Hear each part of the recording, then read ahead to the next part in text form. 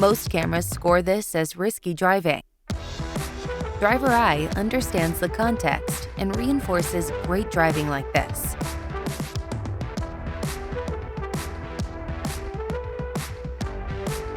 Improve safety and reduce driver turnover.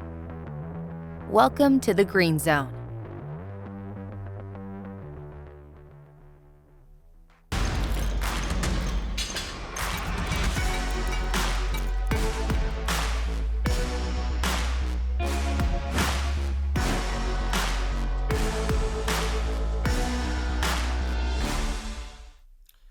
Welcome to Drilling Deep. I'm your host, John Kingston. Great to be back after a week away. What didn't change in the last 2 weeks is that we are the place where we talk about trucking and freight, but we also talk about oil and diesel. And since you need to drill to get diesel, that's why we call the podcast Drilling Deep. Our guest of the week this week is Alan Schaeffer of the Diesel Technology Forum. He's been here before. There have been some significant developments recently, very recently, regarding diesel engines and the energy transition to a cleaner, low-emission economy. And the diesel and the forum, Alan's forum, has to watch those closely. He's going to be here to talk about those in a minute. Since we last met, there has been a significant upturn in the price of diesel and the price of oil in general. One of the most visible was the first increase in the benchmark DOE diesel price that is used as the basis for most fuel surcharges. It most recently went up more than 3 cents a gallon. It was the first increase in 4 weeks and just the third in 23 weeks. What's more notable is the increase in the price of ultra-low sulfur diesel on the CME commodity exchange. Through Thursday, that price has risen 24 cents per gallon since the day before the July 4th holiday. That's the largest surge in quite some time. Let's note that before getting down to that July 3rd recent low, the price of ULSD has spent most of May and really into June, languishing in the $2.30 to $2.40 gallon price on the CME. After these recent gains, it was above $2.60. The dichotomy of the market can best be seen in the most recent monthly report of the International Energy Agency. The IEA report for July, which came out this week, doesn't reach one overwhelming conclusion, but there's something in there for the bulls, and there is something in there for the bears. On the bullish side, the agency reduced its forecast for total growth in petroleum consumption this year. It still sees consumption growing, but it had estimated that oil use was going to go up about 2.4 million barrels per day this year compared to 2022. Instead, it now sees it going up 2.2 million barrels per day. That's not a lot. That may not seem like much, but to cut that much in 1 month is actually quite a bit. But the reduction is the type of thing that would make a market bear happy. The agency sees a few factors that led to its decision to trim its forecast. One of them is the tighter monetary policy that most Western economies have adopted by their central banks. The second is that the increase in demand out of China is solid, but not on the level that had been predicted when the country dumped its zero COVID policies. But speaking of tightening, on the supply side, the agency sees the announced cutbacks by various oil exporters over the last few months finally taking hold. Since the big 1 million barrel a day cut that was announced by the OPEC Plus group in early April, prices have been mostly steadily downward since then after an initial bump upward. Brent is the world's crude benchmark, and it was above $80 per barrel after those cuts were announced. But then it began a steady downward drift to below $73 per barrel just a few weeks ago. Now, it's back over $80 per barrel. The IEA does not forecast prices, but it's easy to envision that its analysts were looking at that recent increase in prices and thinking that it was kind of proving the point that the production cutbacks are finally taking hold in the market. At the same time, the agency sees demand growth slowing. The report seems to want to have it both ways, both bullish and bearish. One thing to note on the supply side is that the OPEC Plus cuts that were announced back in April have been thwarted in many cases by countries that didn't sign up for them. One of those is the U.S. Crude output in the U.S. remains about 12.3 to 12.4 million barrels per day, but the petroleum market is also made up of natural gas liquids, things like propane and butane, and production of those in the U.S. is at record levels. Canada's wildfires may still be contributing to smoky skies, but they've been contained enough that Canadian production also has bounced back from earlier closures related to the fires. Those two North American countries are undermining the efforts of OPEC Plus to boost the market higher. Ultimately, the price of oil tends to rise up and down with economic conditions. It's very tough to have a long-term upward move in prices if the economy stinks. Maybe it can be in conflict for a little while, but it just can't last. We keep waiting for this much heralded recession to hit. If it does, OPEC cuts are not going to be enough to overcome that. And if the recession stays away, the question will be whether those other countries like the U.S. and Canada can overcome the cuts imposed by the OPEC Plus group. That's the stage that the IEA report is setting for the second half of this year. We want to thank our sponsor this month, Netrodyne. Ready to step up your fleet safety? Titan Freight reduced distracted driving by 96% while losing 0 drivers after implementing Netrodyne Driver Eye, the leading AI fleet camera system. Go to Netrodyne.com to learn more about how Driver Eye can revolutionize your fleet safety too. Moving on now on Drilling Deep. I think if there is a record for having been on Drilling Deep the most since we launched in late 2019 as just an audio podcast, I think that record might be held by Alan Schaeffer, who is the executive director of the Diesel Technology Forum. As you can imagine, a person who sits in the intersection of trucking and fuel is always going to be of great interest to us here on Drilling Deep. So, Alan, it's great to have you back, and I think this is the first time we've had you on as video. Hi, John. Great to be with you as always, even if my face does have to appear on video. We're great to have you. So we're going to get right to the point, because this week you released a study on the number of near zero emission vehicles on the U.S. roads. Now so we'll call them NZEVs. I don't know if that's a term. Of course, ZEVs that are required to be adopted in California over the next 15 to 20 years are called ZEVs. So we'll call them NZEVs. And why don't you talk about what constitutes an NZEV? Sure. What we're looking at here really is any technology, any diesel that's been manufactured after 2010 contains the latest state-of-the-art advanced SCR, selective catalytic reduction, and particulate filter control. And they all achieve near zero emissions. So we wanted to know how many of those units are now rolling on the nation's roads, and what does that mean? And what kind of numbers did you come up with?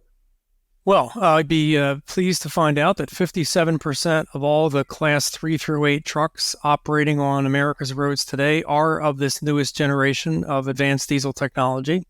And that's, again, from the smallest box truck on up to the tractor-trailer rigs. If we just looked at the largest rigs, the number is actually just about the same, 57%. And that's up about 10% over last year. And what, we're looking at year-end data from 2022. So we're just now being able to see the full range of state registration. So up about 10%. And I think that reflects some of that pent-up demand from the supply chain and pandemic, where a lot of new truck building got back into a better of a swing of things. So more opportunity to buy new trucks. When you say 10%, do you mean 10 percentage points?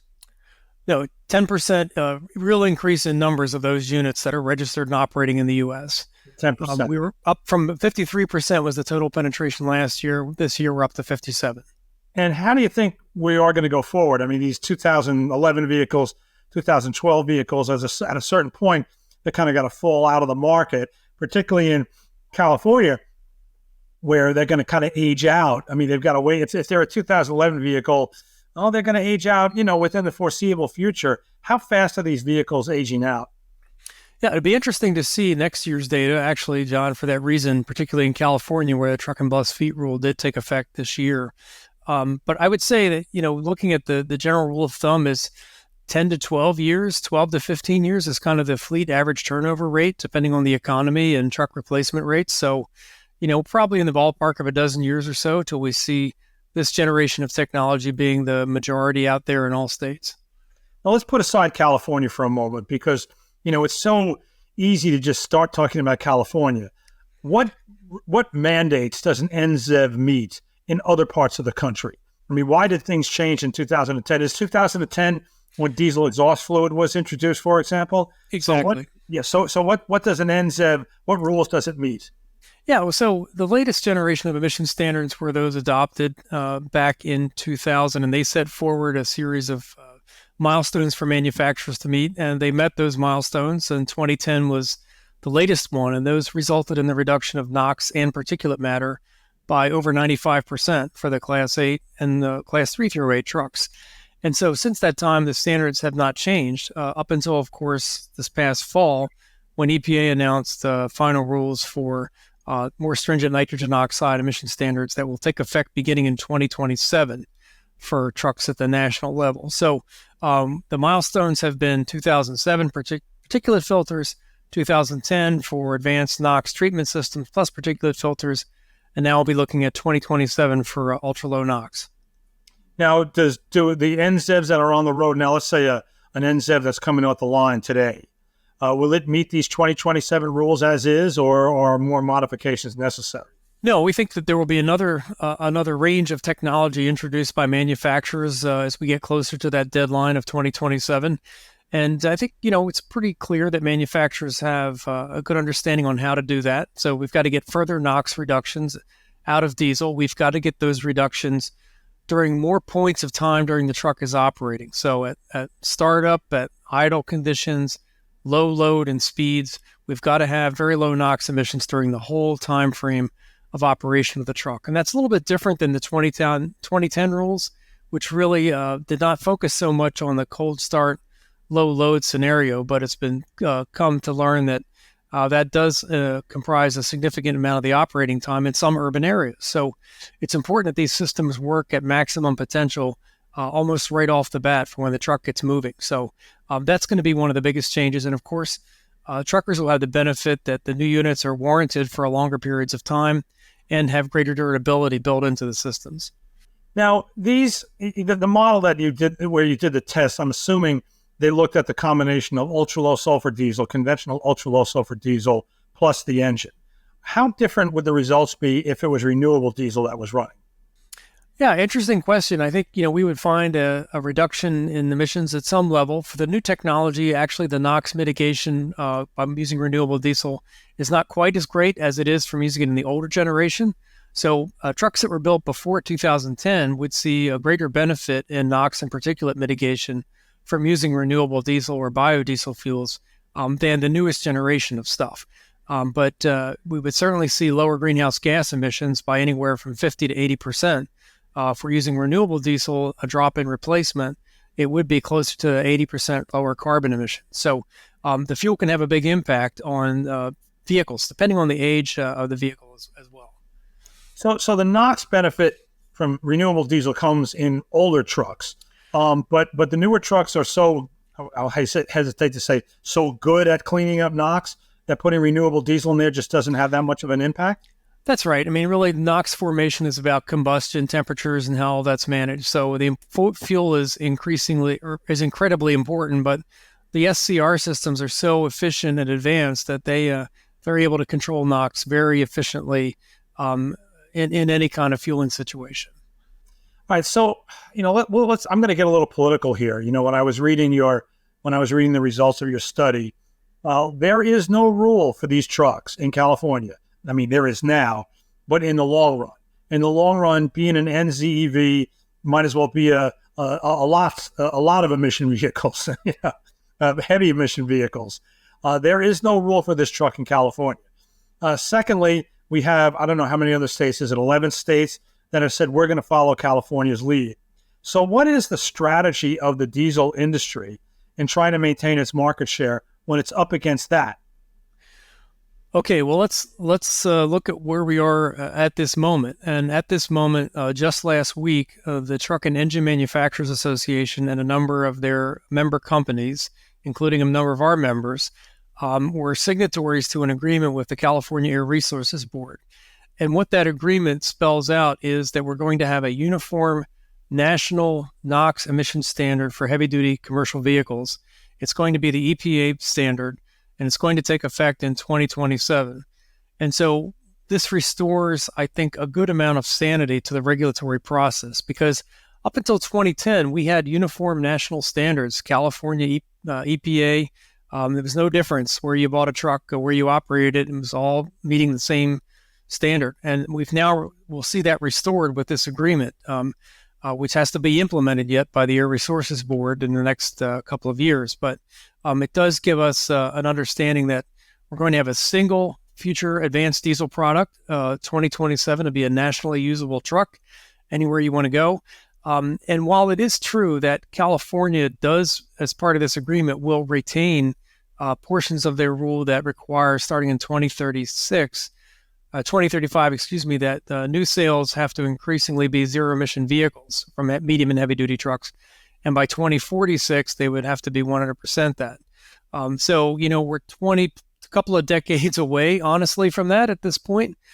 So it's hard to say exactly how those timeframes and things will work out. But even if we're looking at 2035, keep in mind at that point in time, for many categories, even in California, 60% of the fleet new purchases can still be diesel. So we're going to see a long tail on the future for diesel here, both in California and at the federal level. I guess the question comes then is, when do fleets start looking at saying, okay, yes, right now we have a role here for NZEVs, but we might as well start switching to ZEVs. Maybe it's not going to be now because we still are a long way, but let's remember the California rules. Check me on this, that any truck has to get retired off the road at 18 years, or I believe it's 800,000 miles prior, whichever comes first. Is that correct? I think that's right. Okay, so if you're looking at a truck today and it's an NZ, you can say, okay, this is pretty good. I got 18 years to go. That still brings me in under that most extreme requirement in California. The question is, at what point does the industry start to not think that anymore? Is it 18 years away from the ultimate requirement, or before that? I mean, and I don't know the answer, but I'm saying this is, when do we get kind of a shift over? I mean, your point is that the market opportunity for diesel-powered vehicles that are particularly clean is still going to be there for a while. The question is, when is it not there for a while, if you know what I mean? Well, I think, John, folks that have been talking about this transition now for a couple of years in earnest. And I think, we've all seen some of the material that's kind of defined this period of time we're in as, quote, the messy middle, this period of today versus when things transition to clean zero-emission vehicles and all renewable energy. And I remember first seeing that diagram, that schematic, and that whole mindset of an understanding. And the messy middle ended at 2030.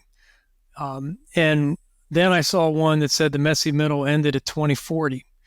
And now I think they've got it up to 2050. So I think what it reflects is a reality that, we are in a period of transition with so many uncertainties that it's really hard to say. And it's so dependent on so many other factors that just are not clear to most fleets yet.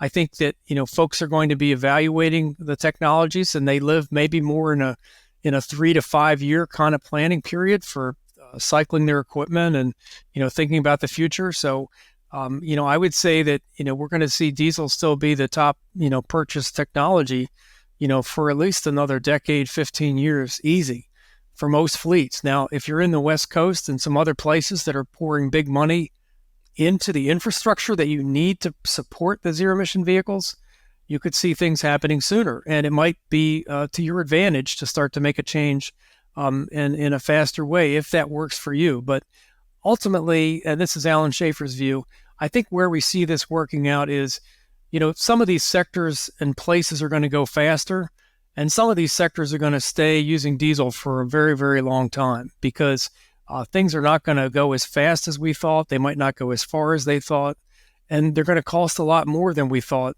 from today. So we've got a shift here in our industrial economy that's trying to take place. At the same time, there's a lot of other uncertainties going on. So I think fleets are going to do the smart thing. They're going to keep talking to their suppliers, their partners in all this, the truck OEMs, engine manufacturers, and decide, how their business model fits with some of these new fuels and technology. Because, we're not just changing the vehicle here. I mean, think about how much the trucking sector is built around diesel. Hours of service, how many drivers you need. If you switch to vehicles that have lesser range or require more time for stops for refueling, what does that mean for the workforce? Do we have 24/7 nationwide service, accessibility for parts, service, and repairs? I mean, this is an industry that has built an entire ecosystem all around diesel fuel, where it is, how we use it, how it helps define our equipment, and how that equipment operates. I heard one of the senior leaders at the American Trucking Associations testify in the House a few weeks back, and he talked about in 15 minutes, he can fill up his diesel truck and go 1,500 miles. And if he had to follow the zero-emission vehicle mandates, he wouldn't be able to go as far, and it would take him 8 hours to charge his vehicle. So he had all kinds of concerns and questions about, would he have enough drivers? Could he haul the same payload? Would he need more trucks? So there's all kinds of questions that come out of this change to other technology. Right. I do want to point out that the 8-hour refilling assumes a battery-powered 18-wheeler, which I don't think anybody thinks is the future. There's a future in trucking for the energy transition. I think almost everybody agrees it's hydrogen. They just do not see a role for batteries. They're too heavy, plus the recharging. Hydrogen recharging would be a lot less. That's got its own issues. But I don't, the whole recharging thing is, I think it's a little bit of red herring because you're not going to put batteries in. But let's talk about another issue that's always been key with California. And I still remember dealing with it in the early 90s when there was the debate over whether the cars should all be LEVs, low-emission vehicles, or the California standard, which is ULEVs, ultra-low-emission vehicles. And when I remember the reporter that I worked with on my team, who was in Washington, said, what the car industry doesn't want to do is build two cars. They don't want to build a car for California. And at that point, you didn't have all these other states signing on to it and the 49 other states. Well, the reality is that I'm not sure what year it was, but at a certain point, all the cars were ULEVs. So with California being an 800-pound gorilla, plus they have these number of states that are going to follow their lead, plus the fact that the OEMs don't want to build, two cars, in this case, two trucks. How much weight does that give to the California model ultimately triumphing? Well, I think the agreement that was just signed last week, raises some questions about some of your conclusions there. I think California was out on a limb in terms of the timing of their NOx standards and some other provisions there that just were not in line with the Clean Air Act. And instead, what we have now is an agreement that there is 4 years of lead time, 3 years of regulatory stability for manufacturers to make these trucks and engines, and that that's going to mean that all these states that decided they want something special from California, if they chose to do that on the NOx rule, there's not going to be anything there for them because California is not going to be different on the NOx rule. As to whether the states seek to adopt on the advanced clean truck the mandates to go zero-emission vehicle, I think that's a whole other question. But, obviously California is having an influence here because they're pouring billions of dollars into starting all this up and to see how well it works. And it will work in some parts of California well because of that financial investment. But if we get away from California and start getting into America's heartland and some of these states that are ranking very high in their adoption of advanced diesel trucks from our just recent analysis, you have to wonder whether or not that they're going to have a supportive ecosystem and infrastructure just the same. Even with the massive investments from the Inflation Reduction Act, et cetera, those are going to be helpful in kickstarting things, but are they going to be able to drive the level of investment and decision-making outside of the state of California to make this leap to zero emission? I think the jury's still out on that. But some cities and some states are definitely going to get there. But, California does have an influence. I think sometimes they think it's an outsized influence. And I'm also mindful of that when I hear folks talk about, fleet switching and all the national fleets are early adopters of technology. When you're running, multiple billion-dollar public companies, you can dabble in some of these experiments and learn from them and, know where you need to go. But keep in mind that the majority of the trucking industry is fleets of, 20 or fewer trucks.